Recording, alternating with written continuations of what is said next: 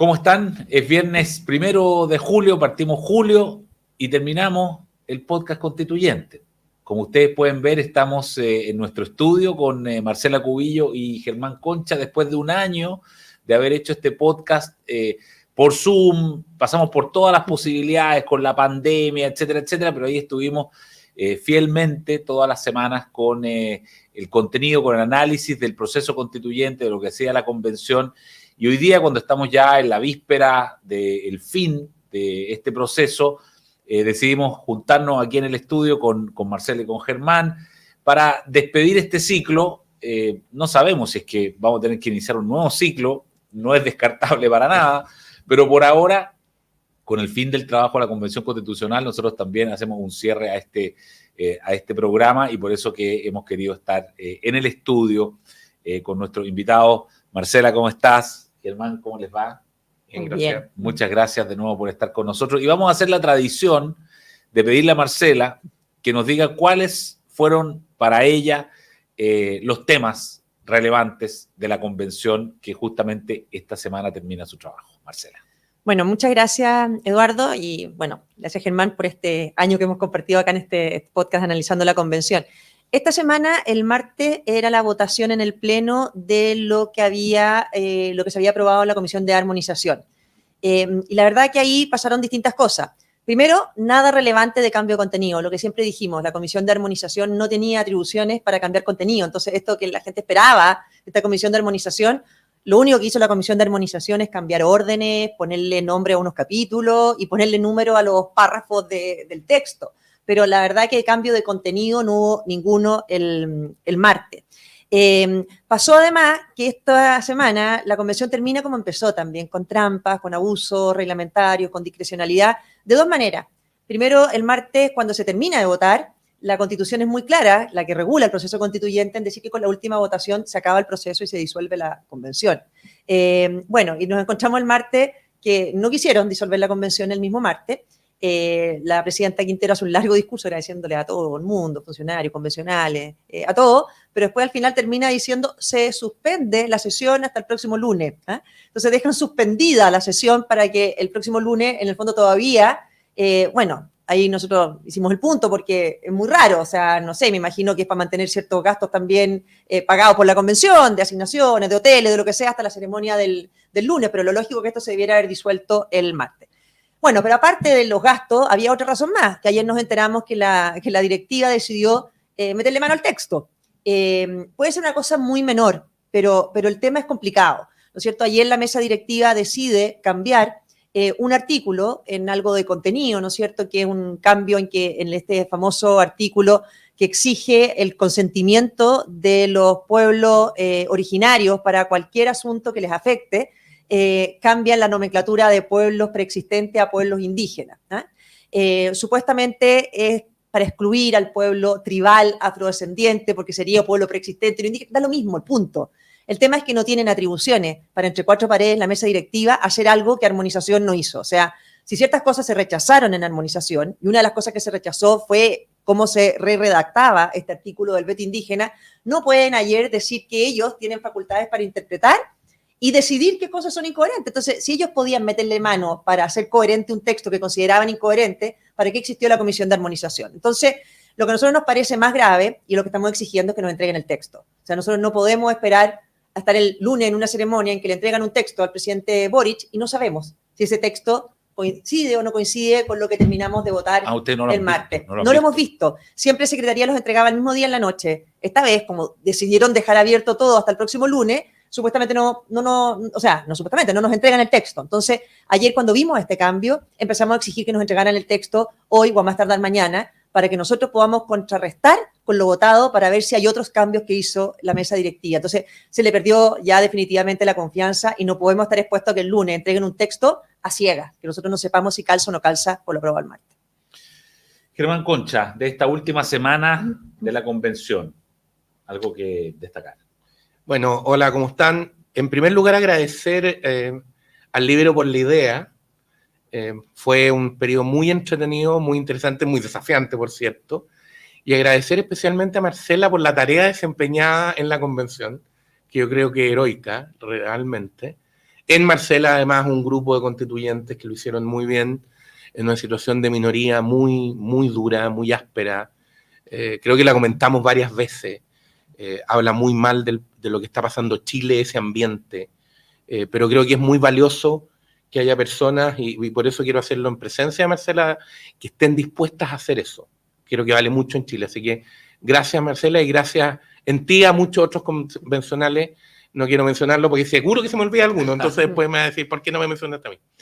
Dicho eso, creo que lo del veto es un tema que nos va a perseguir institucionalmente, porque tú puedes tener sistemas de reforma más complejos o menos complejos, pero eso se resuelve de otras maneras, se resuelve con quórum, se resuelve con plebiscito, se resuelve, si quieres endurecer los sistemas, que es una discusión en sí misma aparte, pero utilizan mecanismos objetivos y abiertos a todos, que sean parte de un sistema institucional razonable, no en que tú dices, mira, esta persona, por tener una cierta condición, le voy a dar un estatuto especial con el cual lo que estoy haciendo es romper la igualdad ante la ley al final de cuentas, digamos.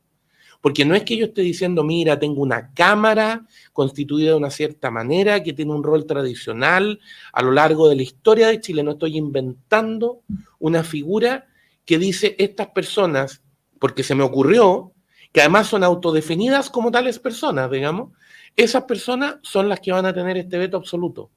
Porque además es un veto absoluto que no es superable de ninguna manera. En general, los vetos absolutos, para que se entienda técnicamente, es decir, el veto que no puede ser superado por ninguna votación en sentido contrario, eso corresponde al soberano directamente.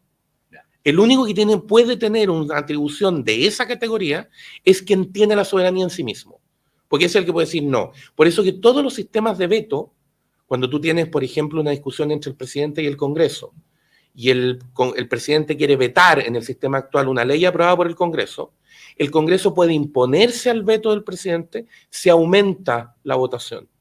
El quórum, si tiene más votos a favor. ¿Por qué? Porque ni el presidente ni el Congreso son el soberano en sí mismo. Representan al soberano porque han sido elegidos por el soberano, etc. Entonces ninguno puede llevarse el sistema como si fuera propio. Aquí lo que hiciste fue decirle a alguien, usted va a tener una atribución que es del soberano. Si esto es muy grave institucionalmente. Es de las cosas más graves que se han visto en esta discusión. Marcela Cubillos, estamos terminando este ciclo, así lo vamos a denominar, del podcast constituyente. Y en este programa final de ciclo me gustaría pedirte un balance. Yo sé que tenemos poco tiempo, pocos minutos, pero si tuvieses que ordenar un poco tu mente y decir, a ver, mira, estas son el balance que yo hago, las cosas relevantes, las cosas más graves o las más importantes o las mejores, no lo sé. ¿Cuál sería tu balance? Al primero, que es un proceso que fracasó en su objetivo, ¿no es cierto? Esto surge porque Chile tiene una división de los chilenos en torno a la Constitución y al tema constituyente. Y supuestamente esto era para zanjar eso, y claramente no lo zanjó. O sea, estamos terminando más divididos que antes. Y cualquiera sea el resultado, ¿no es cierto? Si el apruebo ganara por pocos votos, no soluciona el problema. O sea, va a seguir con una Constitución que gran parte de los chilenos se siente excluida de ella. Por lo tanto, no soluciona ese problema. Y en temas de fondo, a mí me parecen varias cosas que son graves, ¿no es cierto? Primero, es una Constitución que viola la igualdad ante la ley de principio a fin, que es la esencia de cualquier democracia liberal y de los avances de la civilización, ¿no es cierto? Al darle a un grupo, por su etnia, privilegios a lo largo de todo el texto. A lo largo de todo el texto, o sea, no solamente con este veto, sino que con cupos asegurados, con un derecho de vivienda especial, de propiedad especial, en salud, en educación, etcétera. Entonces, viola la igualdad ante la ley, se pone a un grupo de chilenos con privilegio por razón de su etnia. Eso no lo conocíamos, no está bien y me parece que es muy grave. En segundo lugar, otro de los objetivos, ¿no es cierto?, que tenía esto era darle más poder a los ciudadanos. Supuestamente el estallido apuntaba a eso, más poder para la gente. Y lo que hace es quitarle poder a la gente y darle más poder a la política, ¿no es cierto?, concentrando el poder en esta Cámara Única Plurinacional sin contrapeso, en que la mayoría, si quiere, se lleva la pelota para la casa. O sea, la mayoría no tiene los contrapesos adecuados y eso es muy grave para una democracia, porque si no vamos a instalar lo que hemos visto ahora en la Convención, la arbitrariedad, que una mayoría puede hacer lo que quiera sin contrapeso adecuado. Y yo diría que quizás el único tema que a mí me gustaría como de fondo social ciudadano destacar, dada la crisis que tenemos hoy día en materia de violencia y delincuencia, Es increíble que se haya aprobado un texto que quita herramientas al Estado para enfrentar la violencia, cuando debiéramos estar haciendo todo lo contrario, ¿no es cierto? O sea, uno escucha al presidente Boric en Arica y dice, bueno, lea el texto que hicieron sus amigos, porque usted está diciendo que va a enfrentar la violencia con todas las herramientas del Estado. Bueno, el texto de sus amigos le está quitando herramientas al Estado, ¿no es cierto? Impidiendo que las Fuerzas Armadas tengan un rol interno, no se aceptó crear una defensoría de las víctimas, Carabineros pasa a ser una institución civil, se elimina el estado de emergencia. Entonces, a mí me parece que incluso en las demandas ciudadanas más sentidas, fracasa. O sea, no soluciona los problemas que tenemos y genera problemas nuevos. La misma pregunta, Germán Concha. Balance del proceso constituyente. A ver, en la forma yo creo que lo más grave es que es un proceso que está marcado por la violencia, desatada, digamos, en todo, en su origen, en esta suerte, lo hemos conversado, en esta suerte como de chantaje permanente respecto de si no votas tal cosa, entonces quemamos el país, después si no elige a no sé quién, entonces quemamos el país, entonces después, y todo es vinculado a la violencia. La convención, que lo primero que hace la mayoría que la hegemonizó, rendirle culto prácticamente a este proceso de violencia que no solo es muy grave por eso, sino que además es un atentado directo contra la institucionalidad chilena. También lo hemos dicho, es como plantear que Chile hasta el 18 de octubre del 2019 estaba ocupado por un país extranjero y por lo tanto había que liberarse. No habían invadido los marcianos, no sé quién, digamos. Y entonces y por lo tanto toda esta violencia no afectó a chilenos. O sea, no hay personas dañadas, ni bienes de personas que pueden representar su vida, su esfuerzo, no. Se atentó contra los marcianos que nos estaban atacando. Entonces todos los que hicieron esos actos de violencia merecen premios, reconocimiento, que es una cosa que yo encuentro que es gravísima y que institucionalmente a Chile le va a costar recuperarse. Porque cuando tú cruzas ese umbral, cuando validas la violencia, abres una puerta, desatas unos demonios, por decirlo de alguna manera, que cuesta mucho devolver hacia adentro, digamos, y controlar otra vez. Porque los seres humanos no somos perfectos, entonces ni vamos a hacerlo. Ese hombre nuevo que están esperando no va a venir, es el mismo de siempre. Entonces, si tú no controlas esos demonios, esto es muy grave. Eso en la forma y en los contenidos generales. Ahora, en la inspiración de la Constitución, yo me quedaría con, estoy de acuerdo con lo que dice Marcela, pero para quedarme con una cosa además, esta es una Constitución que desconfía muy profundamente del individuo. Es profundamente estatista, colectivista, el apellido, la etiqueta que le quieras poner, pero desconfía profundamente de las personas. No creen en el esfuerzo individual, en la capacidad, en el mérito. No, todo tiene que pasar por algún tipo de colectivo, grupo, aprobación del Estado. Es ahí donde está la vida.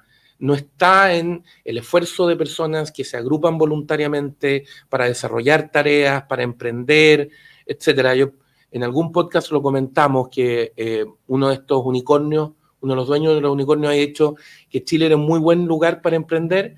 Yo creo que cambiar el tiempo verbal. Fue un muy buen lugar para emprender. Porque el emprendimiento supone confiar en la inteligencia, en la creatividad, en la capacidad de personas, de individuos que hacen esfuerzos sin pedirle permiso al Estado, cumpliendo leyes, las reglas de juego, punto. Ahora eso va a cambiar. Esto es distinto, ahora vas a tener que ir a buscar la aprobación de algún tipo de colectivo que te lo tiene que permitir. Entonces olvídense de ese espacio porque se va a acabar. Marcela Cubillo, Germán Concha, muchas gracias de nuevo por este año, por esta temporada que hemos estado juntos. Este programa, todo el ciclo fue posible gracias a la Red Libero, que son las personas que nos acompañan, las personas que nos apoyan y que nos ayudan en este trabajo que hacemos desde el Libero. Muchas gracias también por la compañía que tuvimos, por la audiencia que nos favoreció tanto durante todo este periodo, pero estén atentos porque en cualquier minuto nos autoconvocamos y nos hacemos cargo de lo que tengamos que hacernos cargo, porque esto no queda simplemente aquí. Gracias, Marcela. Gracias, Germán. Gracias. Gracias. El Libero, la realidad como no la habías visto. Haz que estos contenidos lleguen más lejos haciéndote miembro de la Red Libero.